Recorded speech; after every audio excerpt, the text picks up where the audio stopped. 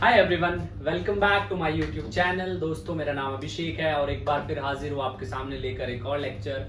जी हाँ, आज हम बात करेंगे lecture number 2 of wave optics. देखिए, वेव ऑप्टिक्स जो है बच्चों को थोड़ा सा डर लगता है इसमें, लेकिन ऐसा बिल्कुल भी नहीं है। एक आसान सा खूबसूरत सा टॉपिक है, समझने की कोशिश करेंगे। पहले आज हम बात करेंगे रिफ्रैक्शन को प्रूव करेंगे बाय यूजिंग हाइगन्स थ्योरी, जो कि एक छोटा सा टॉपिक पिछले लेक्चर में रह गया था। उसके बाद हम लोग शुरू करेंगे इंटरफेरेंस ऑफ टू वेव्स। तो लेक्चर अगर आप आखिर तक देखेंगे तो आपको खुद महसूस होगा कितना मुश्किल काम नहीं है, अगर मेहनत से, लगन से, ईमानदारी से अपना काम किया जाए। तो चलिए शुरू करते हैं। और हमारा जो पहला कॉन्सेप्ट है that is refraction. Refraction through Huygens wave theory. Refraction through Huygens wave theory. Huygens ने वेव थ्योरी दी थी, उसके थ्रू हम जो है रिफ्रैक्शन की बात करेंगे। तो चलिए शुरू करते हैं। देखिए, दिस इज द इंटरफेस। ये इंटरफेस है, ये लाइट रे इंसिडेंट हुई, एक ये और एक ये wave. This is the wave front, ये वेव फ्रंट है। This is incident wave front A B. अगर मैं नॉर्मल बनाता हूं, दिस इज द नॉर्मल, तो ये मेरे पास आई है, तो ये क्या हो जाएगा 90 माइनस आई, और ये 90 माइनस आई है तो ये भी आई, ये भी आई। अब लाइट जो है वो थोड़ी सी रिफ्रैक्ट होगी। ये जो डिस्टेंस है, सपोज, अब देखिए दो अलग अलग मीडियम है। दिस इज मीडियम 1, ये मीडियम 1 है और ये मीडियम 2 है। ये मीडियम 1 है और ये मीडियम 2 है। तो जो मीडियम 1 है उसमें स्पीड डिफरेंट होगी, मीडियम 2 में स्पीड डिफरेंट होगी। अगर मैं मीडियम 1 में कह रहा हूं कि स्पीड v1 है, तो t टाइम में इसने ये एक्स्ट्रा डिस्टेंस v1 चला है। सिमिलरली अगर मैं मीडियम 2 की बात कर रहा हूं, चलो मीडियम 2 की बात कर रहा हूं, कुछ ऐसे और ऐसे। अब यहां पर ये जो हमारे पास आया है CD, this is refracted wave front, इसको बोलेंगे रिफ्रैक्टेड वेव फ्रंट। ऐसे ये मेरे पास R है, ध्यान से समझिएगा, ये R है तो ये 90 माइनस R है। This is 90 degree. अब एक ट्राइंगल के तीनों एंगल का जो सम है that comes out to be 180 degree, वो आता है 180 डिग्री। तो जब 180 डिग्री आएगा तो आपके पास जो एंगल D है वो कितना बचेगा, 180 माइनस 90 माइनस R माइनस 90, तो आपके पास बचेगा R। तो ये हो गया R। इसको मैं बोल रहा हूं V2T, क्योंकि V2 डिस्टेंस के साथ ट्रेवल किया है, T टाइम तक ट्रेवल किया है, सो दैट इज V2T। अब देखिए, इन ट्रायंगल, कौन से ट्रायंगल की बात कर रहा हूं, ABD।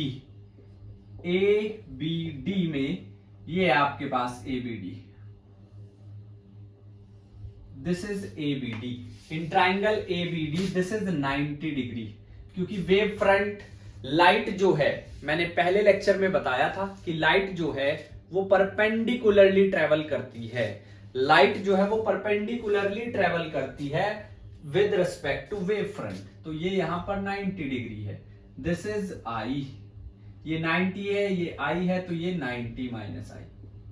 अब 90 के जो सामने है उसको बोलते हैं हम हाइपोटेनियस। अगर आप एक राइट एंगल ट्राइंगल की बात मुझसे करेंगे, ये मेरे पास 90 डिग्री है, तो इसके जो सामने है वो हाइपोटेनियस है, B A and D, B A and D। तो यहां पर जो साइन आई होगा that is perpendicular upon hypotenuse. Perpendicular यानी कि, थोड़ा समझिए, this is perpendicular, this is perpendicular, ये बेस है, ये हाइपोटेनियस है। परपेंडिकुलर वो है जो 90 डिग्री एंगल या हाइपोटेनियस के सामने साइड में हो, हम परपेंडिकुलर पहचानने के बजाय अगर हम बेस पहचानने की कोशिश करें, बेस वो होगा जिसपे दोनों एंगल आएंगे, जिस एंगल के विद रिस्पेक्ट आप ट्रिग्नोमेट्रिक रेशियो कैलकुलेट कर रहे हो और 90 डिग्री। तो P अपॉन एच, परपेंडिकुलर यहां पर क्या है, थोड़ा ध्यान से समझिएगा, परपेंडिकुलर यहां पर क्या है, V1T। AD की जो वैल्यू है वो है V1T, हाइपोटेनियस यहां पर क्या है, AD, hypotenuse is AD। Similarly बात करूंगा दूसरे ट्राइंगल की, दिस, सिमिलरली बात करूंगा दूसरे ट्राइंगल की, AD और C, AD और C, इस ट्राइंगल की बात करूंगा। तो ADC में देखिए 90 माइनस R, R और 90, AD अगेन हाइपोटेनियस, इसमें साइन R आप फाइंड आउट करोगे तो अगेन परपेंडिकुलर, ये है परपेंडिकुलर, V2T अपॉन AD। अगर आप रेशियो लोगे साइन I साइन R, तो वो आएगा V1T upon AD into V2T upon AD, AD से AD कैंसिल, तो ये आ जाएगा V1 upon V2 which is nothing but refractive index 2n1 और n2 upon n1।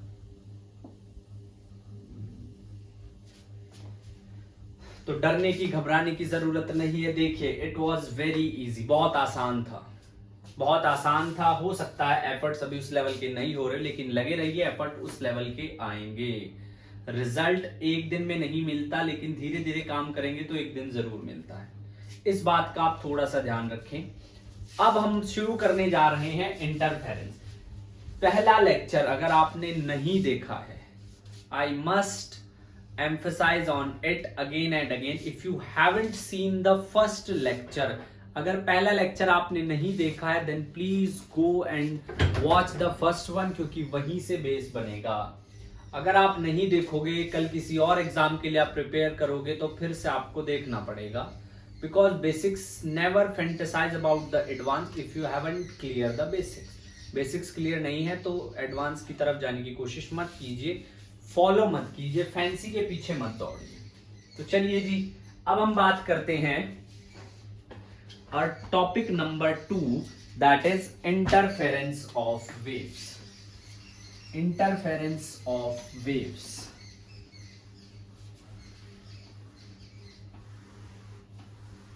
Interference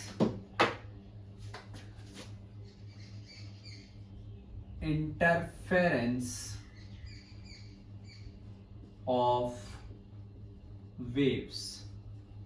interference of waves, waves का किस तरीके से हम लोग इंटरफेयर करते हैं। इंटरफेरेंस देखिए, इंटरफेरेंस में क्या होगा, suppose that there are two waves, one, एक वेव है ये, एक वेव है ये, और इसी पर एक और वेव आ रही है ये, इस तरीके से। अब ये दो वेव्स जो हैं मिक्स हो गई हैं, बिल्कुल घुल मिल गई हैं, उसके बाद हमें कुछ रिजल्टेंट मिलेगा। ऐसा नहीं है कि रिजल्टेंट नहीं मिलेगा, सॉरी, ऐसा नहीं है कि रिजल्टेंट नहीं मिलेगा, रिजल्टेंट मिलेगा। अब जो भी प्रोसेस होगा उसको बोलते हैं इंटरफेरेंस। तो रीडिस्ट्रीब्यूशन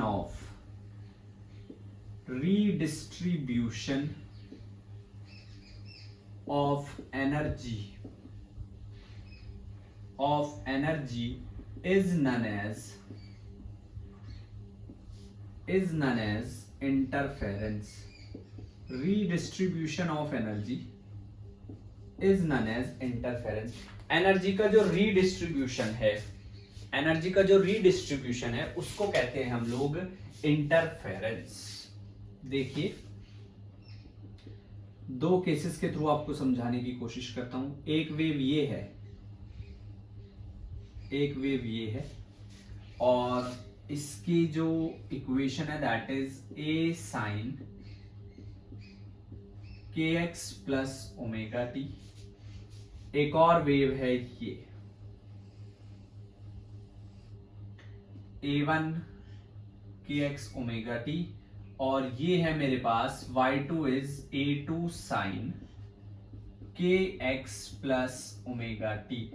x और k और ओमेगा इनके बारे में बात करते हैं। a इज एम्पलीट्यूड, a जो है वो एम्पलीट्यूड है, that is maximum distance, maximum distance from reference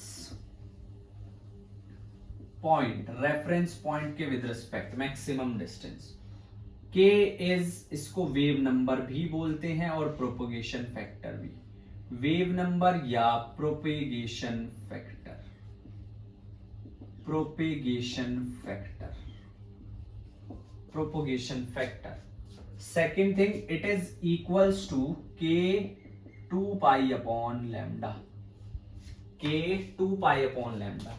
third is x, x is distance from mean position, x जो है वो है distance from mean position, distance from mean position.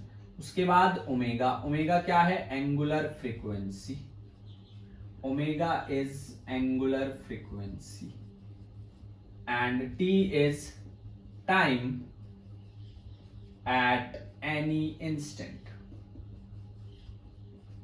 t is time at any instant, किसी भी instant पर क्या time हो रहा है, that was t। So these are all the, एक मिनट जरा वीडियो चेक कर लेते हैं, चल रही है नहीं चल रही है, ठीक है। किसी भी टाइम पर क्या चीज जो है वो हो रही है उसको बोलते हैं हम, दैट इज टाइम t। अब देखिए यहां पर ओमेगा की थोड़ी सी बात कर लेते हैं। Omega is 2 pi upon time period या 2 पाई इंटू फ्रीक्वेंसी, ये है ओमेगा।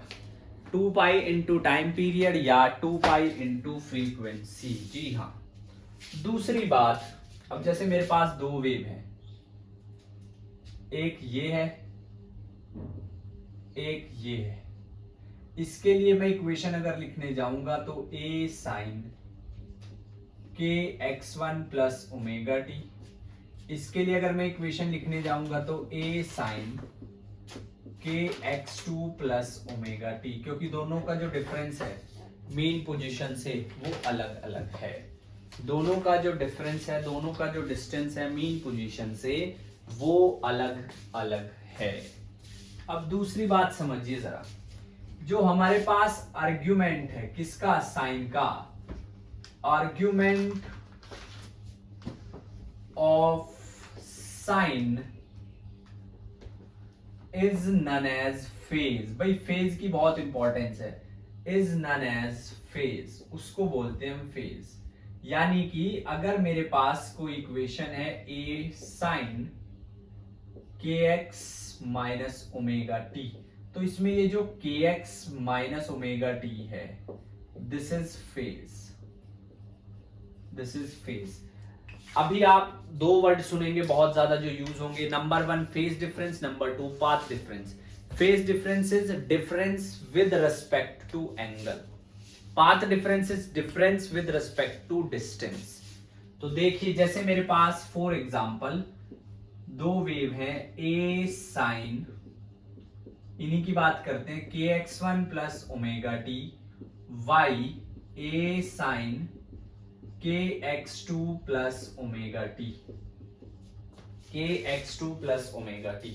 तो यहां से समझिए थोड़ा सा, इसको मैं बोल रहा हूं phi1, इसको मैं बोल रहा हूं phi2, तो phi1 minus phi2, phi1 minus phi2, तो ये हो जाएगा आपके पास के x1 plus omega T minus k x2 minus omega T.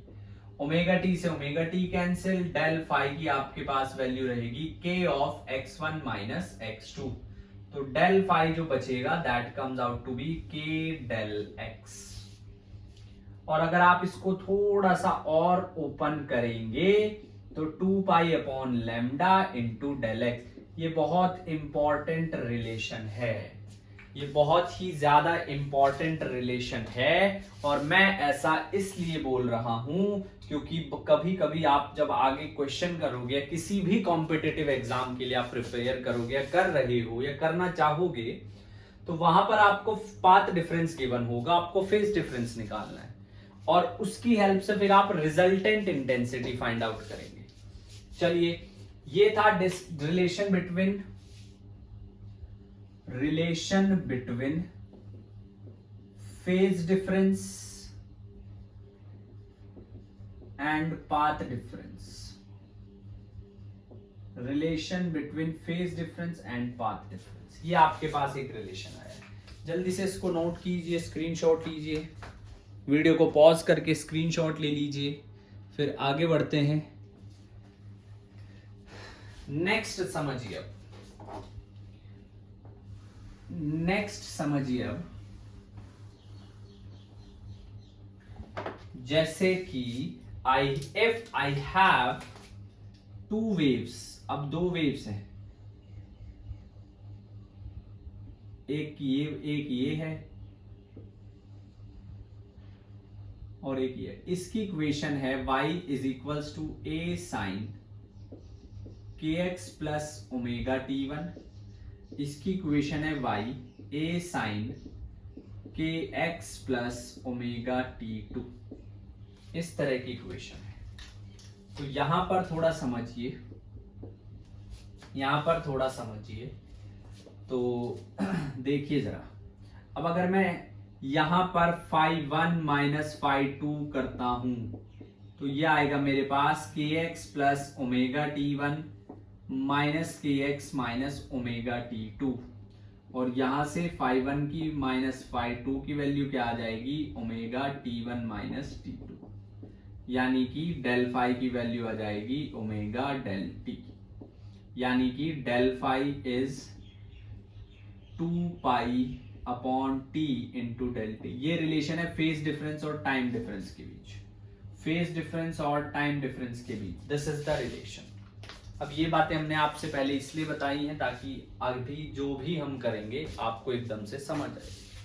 अब नेक्स्ट समझिए, इसमें जो हमारे पास कॉन्टेक्स्ट है वो है इंटरफेरेंस का। इंटरफेरेंस मैं आपको बता चुका हूं। इंटरफेरेंस जो है वो दो तरह का होता है। Interference are of two types. Interference जो है वो दो तरह का होता है भाई। इंटरफेरेंस जो है वो दो तरह का होता है। नंबर 1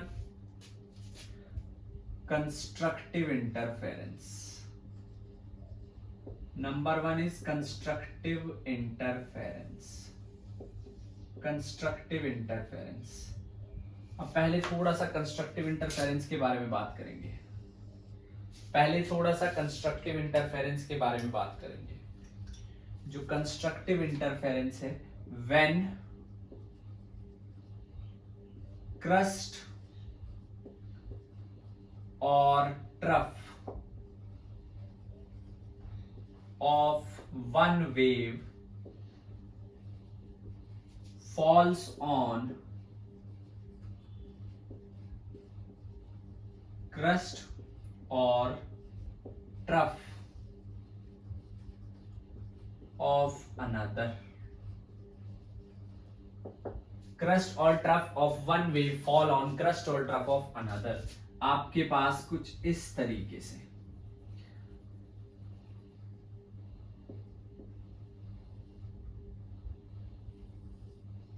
एक वेव ये रही जिसका मैग्नीट्यूड है सपोज A1, एक वेव ये रही जिसका मैग्नीट्यूड है सपोज A2। तो इसको हम मैक्सिमा भी बोलते हैं, मतलब इंटेंसिटी और एम्पलीट्यूड दोनों का ऐड हो जाएगा। इंटेंसिटी और एम्पलीट्यूड जो है दोनों वेव्स का वो ऐड हो जाएगा। सो इसको जो है हम लोग जो है मैक्सिमा भी बोलते हैं। यस, इसको हम लोग मैक्सिमा भी बोलते हैं। तो चलिए, कंडीशन क्या क्या है। कंडीशन। कंडीशन क्या क्या है? Condition number 1 is path difference should be even integral multiple of pi. Even integral multiple of pi and path difference वो हम कैलकुलेट कर सकते हैं। देखिए del phi is 2 pi upon lambda into del x. यहां पे इसकी वैल्यू रखेंगे तो 2n pi is 2 pi upon lambda into del x. 2 से 2 कैंसिल, पाई से पाई कैंसिल, तो डेल एक्स की वैल्यू आ जाएगी जो n लैम्डा के इक्वल है, जो n लैम्डा के इक्वल है। अच्छा, टाइम डिफरेंस भी निकाल सकते हैं and del phi is 2 pi upon t into delta t. 2n pi is 2 pi upon t delta t, तो delta t should be n times of t। This is the condition, this is the condition for constructive interference. ये constructive interference की condition है। Point number 2, अगर हम destructive की बात करें, यहां पर बात कर रहा हूं मैं डिस्ट्रक्टिव इंटरफेरेंस। डिस्ट्रक्टिव इंटरफेरेंस, अगर डिस्ट्रक्टिव इंटरफेरेंस की बात करें तो when crust of one fall on trough of another,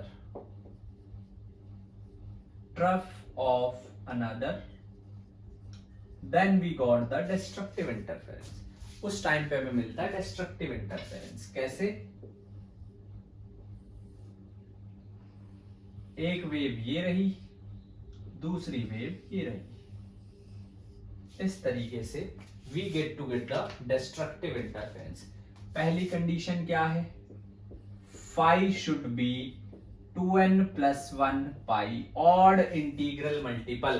आप n की कुछ भी वैल्यू रखिए, हमेशा ऑड आएगी। B part del phi is equals to 2 pi upon lambda del x. Value रखिए 2n plus 1 pi 2 pi upon lambda delta x, pi से पाई कैंसिल, डेल्टा एक्स की वैल्यू क्या आई है? 2n plus 1 lambda by 2। Del x is 2n plus 1 lambda by 2। Similarly the third one is 2n plus 1। आप इसको अगर simplify करेंगे तो डेल टी की वैल्यू ये आ जाएगी 2n plus 1 t by 2। So these are the condition for constructive as well as destructive interference। दोनों की कंबाइंड कंडीशंस मैंने बता दी हैं। पॉज कीजिए और नोट कीजिए, फिर हम आगे बढ़ते हैं। पॉज कीजिए और नोट कीजिए, फिर हम आगे बढ़ते हैं।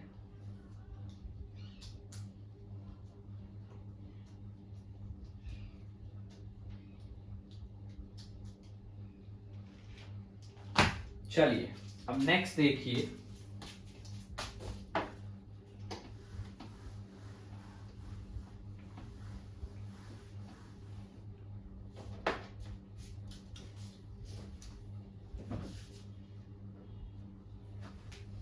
नेक्स्ट अगर बात करता हूं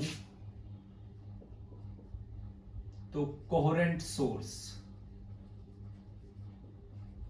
कोहेरेंट सोर्स के बारे में थोड़ी बात करते हैं। कोहेरेंट सोर्स क्या होगा? A source is said to be coherent if it emits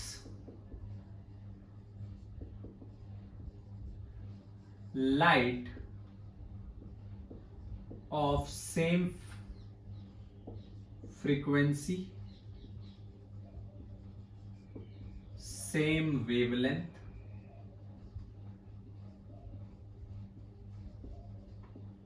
and with zero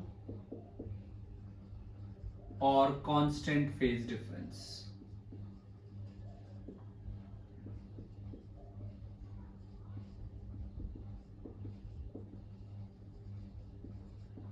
या तो कांस्टेंट जो फेज डिफरेंस है वो कांस्टेंट हो या तो जीरो हो, ये सबसे इंपॉर्टेंट है। और इंटरफेरेंस होने के लिए source should be coherent.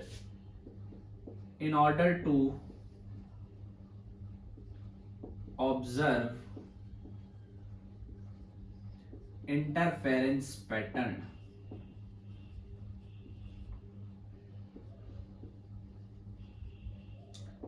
Source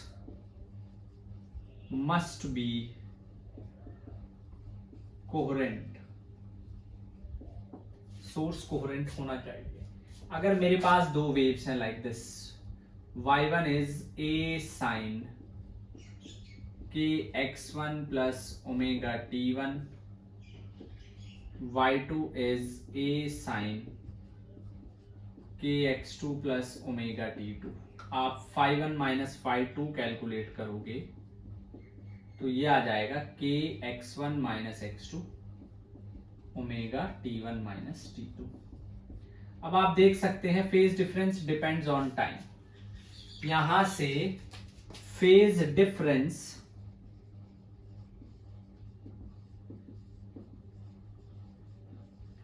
depends on time which time पे डिपेंड कर रहा है, which means amplitude depends on time,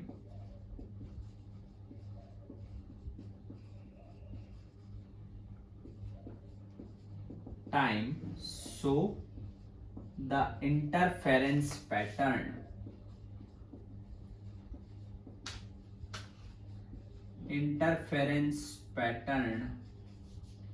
will be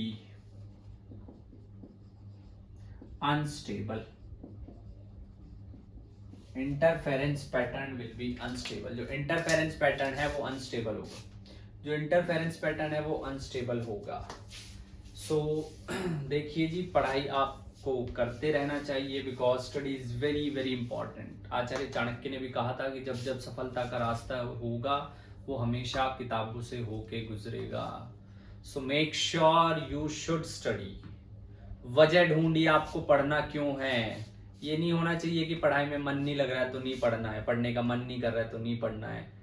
ठीक है, जितना आप खुद पर काम करेंगे, जितना आपका personal R&D research and development खुद के ऊपर अच्छा होगा, उतने आपके चांसेस हैं that you will lead a contented and successful life. Success की डेफिनेशन हर किसी की उसमें अलग अलग हो सकती है, but the one thing that will give you a pure satisfaction in life is when you do hard work, when you try to improve yourself, जब खुद को आप अपग्रेड करेंगे, and right education is the easiest way to do that. So with that, it's time to just end this class. I hope you'll like the lecture, आपको content अच्छा लगा होगा। आपसे एक वादा करता हूं, क्वालिटी के साथ कभी कॉम्प्रोमाइज नहीं होगा, that is for sure. I am trying my level best, और जैसे जैसे अभी कोशिश करेंगे क्लास की फ्रीक्वेंसी बढ़ाने की। So keep studying, make your parents proud, keep shining, keep doing the hard work with this. Thank you so much. जय हिंद।